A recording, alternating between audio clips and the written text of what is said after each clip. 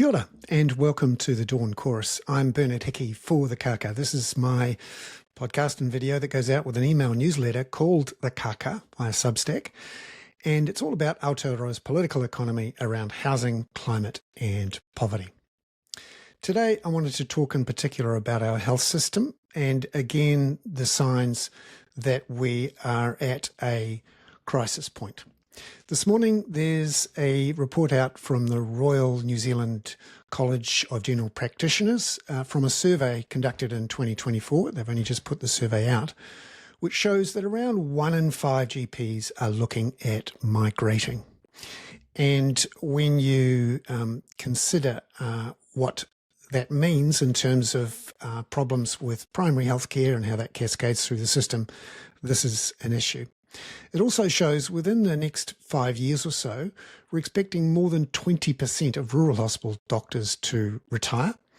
And also, we're expecting just general GPs upwards of 34% to retire. The survey found 18% of GPs were looking to emigrate, and around 23% of rural hospital doctors were looking to emigrate. That's partly because they just haven't had enough help, and 20 years of underfunding of our health system and the issues we're seeing now, particularly with COVID, diabetes, mental health, has led to significant burnout levels. So overall, 72% of GPs felt burnt out. Now, elsewhere today, we've got fresh data through from the Auckland Council's Community Committee. Angela Dalton, the chair there, reports that 809 people are sleeping rough in Auckland at the moment.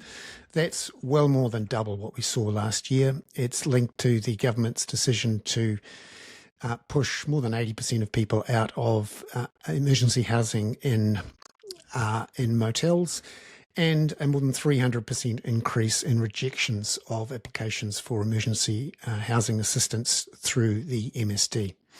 This is all about the government looking to save money, to reduce mortgage rates. And I've included the details of that in today's email newsletter. And the quote from Angela Dalton, which you can see there, is the quote of the day. However, as we talked about yesterday, the government is doubling down on its budget cutting strategy.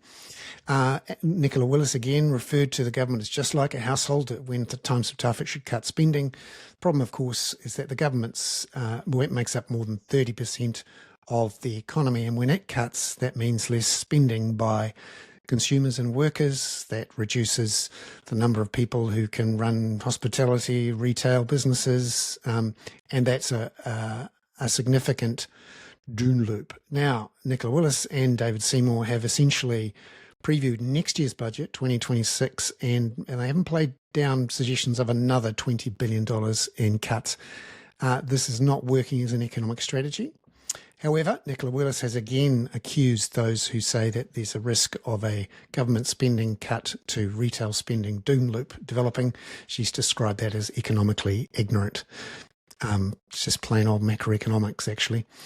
However, we are seeing those reinforcements of the doubling down idea. Now, just another survey through from Perceptive of people who are renters and homeowners. And of the renters, 72% believe that it's now unachievable to own their own home. And just some good news, a must-read today, I think, Jamie Tahana's feature in RNZ about the students in Vanuatu who took their climate change activism all the way to the International Court of Justice and won. It's a fantastic news story. Ka kite anō. I'm Bernard Hickey for The Kaka.